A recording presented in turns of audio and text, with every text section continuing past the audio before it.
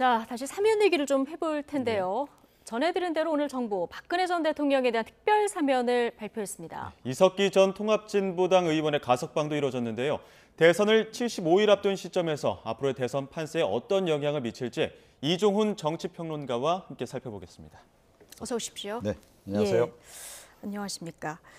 자, 그동안 전직 대통령 사면 이야기가 나올 때 청와대 최근까지만 해도 검토한 바 없다 이렇게 선을 그었었는데요.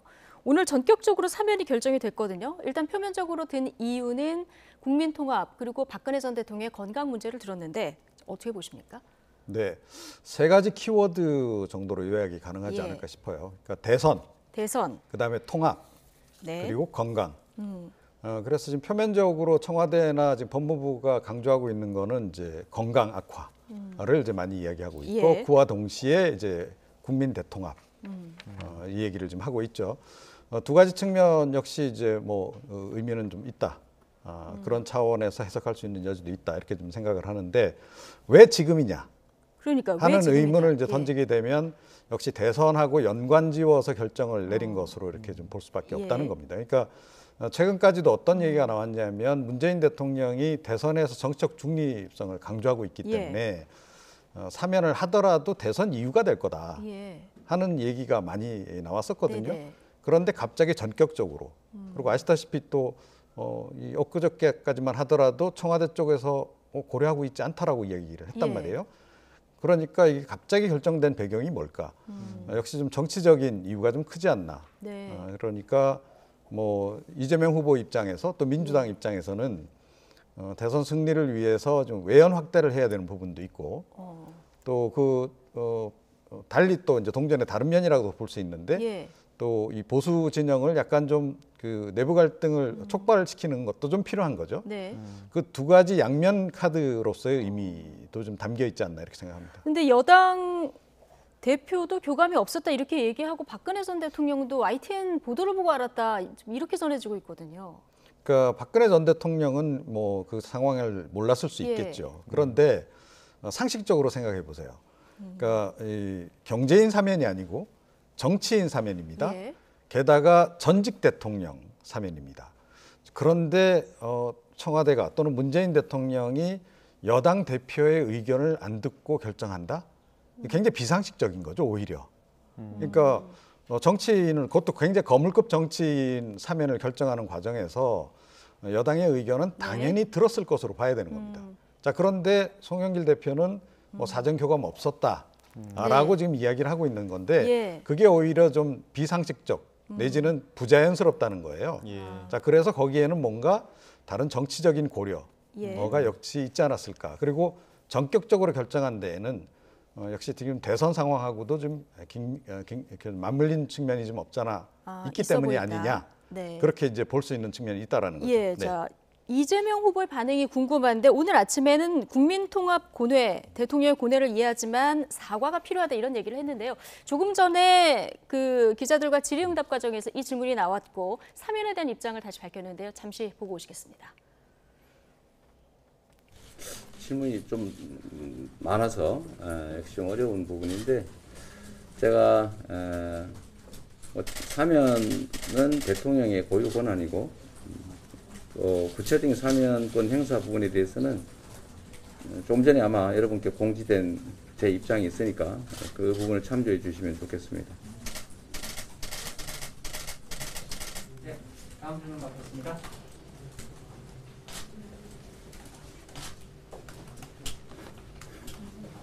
안녕하십니까. 저 한국일보 강진구 기자라고 합니다. 그 방금 그 입장문 통해서 이제 대통령님의 사면 결정은 존중한다라는 뜻은 밝히셨는데 이 존중이라는 것과는 별개로 이번 이게 박근혜 전 대통령님 사면 결정에 대해서 찬성하시는지 제가 반대 입장을 하신 걸로 알고 있어서요. 그거에 대한 입장 부탁드립니다. 이미 결정난 사안에 대해서 찬성 반대가 무슨 의미가 있겠습니까? 네, 다음 질문 받겠습니다. 질문 없으시면 네, 마지막으로 하나만 더 가시죠. 저 오른쪽에 여러분 안녕하세요. 저 JTBC의 연시상 기자라고 합니다. 그 역사의 법정에서 판단이 안 끝났다는 말씀을 하셨는데 이게 실은 어떤 의미로 하신 말씀인지 사면 복권 문제는 이제 형사사법적인 문제인 것이고, 그러나 국민들의 판단과 역사적 판단은 그와는 무관하게 그대로 존재한다. 그런 말씀을 드린 겁니다. 네, 고맙습니다. 네, 감사합니다. 예, 구체적인 입장을 더 추가로 밝히진 않았었는데 기존의 입장, 그러니까 사면 결정을 존중한다 이 입장을 계속 밝혔습니다. 지금 이재명 후보의 입장 발표는 어떻게 보셨습니까? 정치적인 의도도 이번 사면 결정이 어느 정도가 포함이 됐을 거다 이렇게 앞서 말씀하셨는데. 네, 그럼에도 불구하고 저 정도 이상의 얘기를 하기는 좀 어렵죠. 일단 특별 사면은 대통령의 결정권이 가장 중요할 뿐만 아니라 예. 지난번에 이낙연 전 대표가 지난해 연말에 사실은 이 사면을 제안했던 적이 있지 않습니까? 그 당시에 당내에서 상당히 논란이 많았었죠. 예. 대통령의 고유 권한인데 어떻게 당 대표가 가서 그렇게 그렇죠. 제안을 하고 이런 예. 식으로 하느냐 해서 논란이 있었던 바도 있고 그래서 지금 송영길 대표도 그렇고 이재명 후보도 그렇고 굉장히 말을 좀 아끼고 있다. 대통령이 결정한 사항이고 그걸 존중하겠다라고 그래서 예. 기본적으로 이제 전제를 하고 지금 얘기를 지금 하고 있는 그런 그 상황이고 다른 정치적 고려가 있었다 하더라도 사실은 그거를 공개적으로 얘기할 수는 없는 거죠. 네, 좀 송영길 대표가 사전에 교감이 없었다라고 얘기한 마당에 이재명 후보가 아니 우리 쪽에서 요청했습니다. 라든가 예를 들어 그런 식의 발언을 했다라고 한다면 그 야당 쪽에서 가만히 있겠습니까? 예. 이건 뭔가 배경이 있다 이렇게 또 들고 나올 것이기 때문에 저 정도밖에 얘기를 지금 할 수 없는 상황이다 이렇게 생각을 합니다. 그렇게 판단을 하고 계시다. 자, 근데 이제 바로 오늘 출소를 하는 것은 아니고 석방이 되는 건 아니고 12월 31일 날 이제 석방이 되는 건데 지금 박근혜 전 대통령이 입원 치료 중인 이런 상태잖아요. 그러면 그날 모습을 드러낼 수도 있고 아니면 계속 입원 치료를 진행할 수도 있는데 오늘 유영하 변호사를 통해서는 빠른 시일 내 국민께 인사를 드리겠다 이렇게 얘기를 했거든요. 근데 지금 당장은 치료가 지금 우선인 예. 모양입니다. 그래서 이제 그렇게 흘러나오는 얘기가 당분간 병원 치료에 집중할 거다라는 네. 얘기가 나오고 있고, 뭐 아마 법무부가 이제 그 서류 절차는 다 밟을 것 같고, 지금 박근혜 전 대통령 관련해서 지금 이 교도소 쪽에서 그 구치소 서울구치소 쪽에서 교정관들도 좀 나가 있는 상황인데 네. 그 사람들도 이제 다시 복귀를 해야 되는 거죠. 예. 그래서 그런 식으로만 일단 정리를 할 것 같고 예. 병원에 당분간 계시면서 치료를 좀 하고 예. 그 다음에 아마 좀 약간 건강 회복한 이후에 예. 공개적으로 뭐 병원 이제 어차피 퇴원 절차를 밟아야 될 테니까 그 과정에서 모습을 드러내지 않을까 이렇게 지금 예상이 되고 있습니다. 그러니까 박근혜 전 대통령이 만약 모습을 드러냈을 때 어떤 메시지를 내느냐 이 굉장히 관심 아니겠습니까? 근데 이종훈 평론가 예상으로는 12월 31일 날 당장은 입원 치료가 계속된다면 아닐 것 같고 그 네. 이후에 뭔가 메시지를 낼 것 같다 이런 입장이십니까? 그런데 뭐 가장 관심사는 과연 정치적인 메시지를 내놓을 거냐 말 그렇죠. 것이냐 하는 부분인데 그럴 것 같지는 않아요. 최근에 뭐 사실은 지금 이제 그 일종의 옥중수기 관련한 내용도 지금 이제 발간이 되기도 했고 그렇지 않습니까? 그런데 발간됐나요? 예, 그 내용을 보더라도 그렇고 모든 게 이제 기본적으로 나의 책임이다. 라고 지금 이제 얘기를 하신 바도 있고 예. 그래서 뚜렷하게 어떤 정치적인 입장을 내놓을 가능성은 없다. 네. 그런데 지금 이제 국민의힘 내에 있는 그 구친박계를 비롯한 이제 과거에 박근혜 전 대통령을 지지했던 정치 세력들 입장에서는 아마 뭔가 메시지를 내놓기를 원하겠죠. 예. 그런데 아마 그 내놓을 가능성은 그렇게 높진 않다. 그런데 내놓지 않더라도 뭐 정치권에서 흔히 그렇게 하지만 예. 지금 안 그래도 지금 그 국민의힘 내 그 구친이계와 구친박계 간에 뭐 적잖은 그런 그 어떤 갈등 같은 게 좀 없잖아 있기 때문에 예. 이 계기를 활용을 해서 본인들의 어떤 정치적 입지를 좀 키우려고 하는 친박계 일부의 움직임은 있을 가능성이 크다 이렇게 생각을 합니다. 국민의힘 일부 계파에서는 메시지를 원할 것이다 이렇게 말씀해 주셨는데 윤석열 후보 입장에서는 이번 사면이 어떻게 작용할까요? 그러니까 상당히 좀 사실은 좀 껄끄럽겠죠. 그러니까 박 전 대통령이 탄핵까지 이르는 과정에서 박영수 특검 관련해서 그 수사팀장을 맡았던 게 지금 이제 윤석열 후보 아니겠습니까? 이제 그런 부분이 있어요. 그래서 당내 이제 전체적으로는 안 그렇겠지만 당내 친박 일각에서는 분명히 이제 이번 계기로 해서 문제 제기를 하고 나설 겁니다. 이게 조금 전에 말씀드린 구친이계하고 구친박계 간에 서로 이제 어떤 주도권 경쟁이랄까 이런 거하고도 좀 연관이 있기 때문에 예.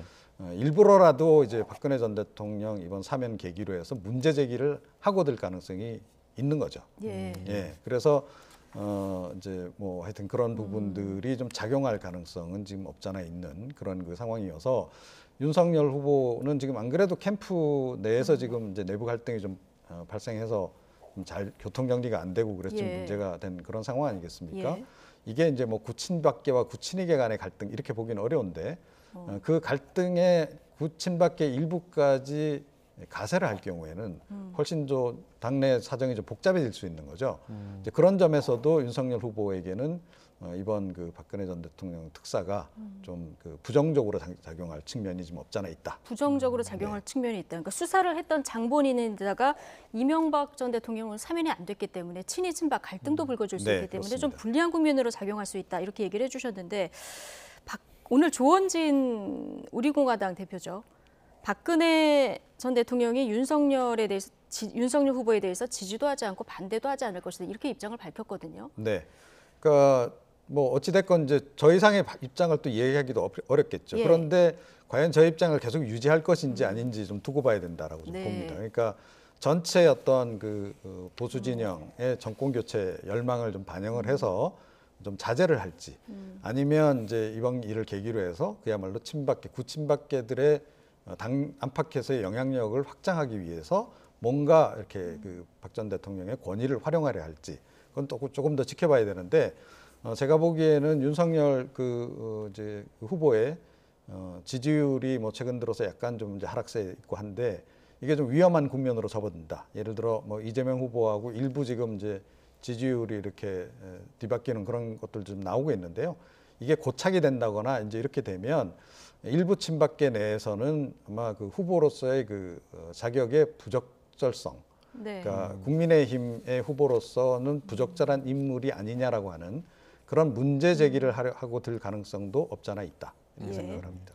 또 한편으로는 오늘 그 이석기 전 통합진보당 의원도 가석방이 됐는데 국민의당 안철수 후보는 이 박 전 대통령 사면이 물타기일 수가 있다. 이석기 전 통합진보당 그 가석방과 어떤 연관성을 언급을 했거든요. 이 부분 어떻게 보십니까? 뭐 그렇게 해석할 수도 있겠으나 그 문재인 대통령에게 그 이석기 전 의원이 박근혜 전 대통령만큼의 비중을 지금 갖는 인물일까? 예. 그 부분에 좀 이제 우리가 의문을 가져봐야 되고요. 제가 보기에는 오히려 그 한명숙 전 총리의 지금 이제 복권도 이번에 이루어지지 않습니까? 그렇죠. 물타기라면 오히려 그것으로부터 좀 시선을 돌리려고 이석기 전 의원 가석방을 선택할 가능성은 있다. 예. 그러니까 한명숙 전 그 총리에 대해서는 문재인 대통령도 굉장히 지금 심리적으로 부담을 많이 느끼고 있고 예. 또 민주당 내 지금 뭐 대부분의 의원들도 어떻게 보면 한명숙 퀴즈가 많아요.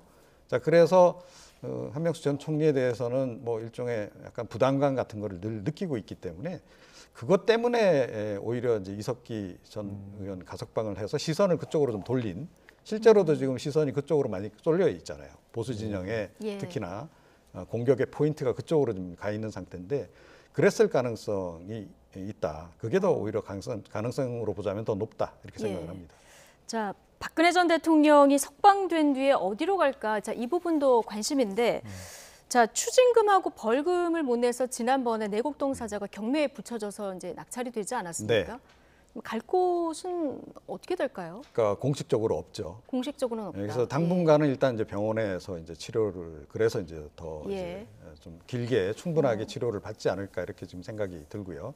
그럼 그 뒤에 이제 어디로 갈 거냐 하는 네. 건데 지금 뭐 들리는 얘기는 박지만 이제 이지 회장이 모처에 지금 이제 상소를 좀 이제 마련을 해뒀다는 예. 얘기가 있습니다. 그래서 누나를 그쪽으로 지금 모시려고는 하는데 그런데 이제 박 전 대통령이 과연 그거를 받아들이겠는가? 네. 동생에게도 이제 의탁하는 것에 대해서 이제 좀 부정적으로 좀 반응을 보일 가능성이 없잖아 있어서 예. 그렇게 된다면 아마 유영아 변호사를 통해서 어떤 별도의 장소를 지금 이제 물색을 해서 그쪽으로 옮길 가능성도 지금 없잖아 있는 상황이 아닌가. 근데 뭐 짐을 모처로 옮겼다 뭐 이런 얘기도 들리긴 합니다. 네. 예, 근데 다 아직은 뺐다. 어딘지는 예. 지금 확인은 안 되고 있는데 예. 뭐 그런 얘기는 현재까지는 돌고 있는 그런 그 상황입니다. 알겠습니다. 지금 대선 70여일밖에 안 남았기 때문에 박 전 대통령 사면 결정에 대해서 여러 가지 지금 정치적 해석이 나오는 이런 상황인 것 같습니다. 여기까지 듣겠습니다. 이종훈 정치평론가였습니다. 고맙습니다.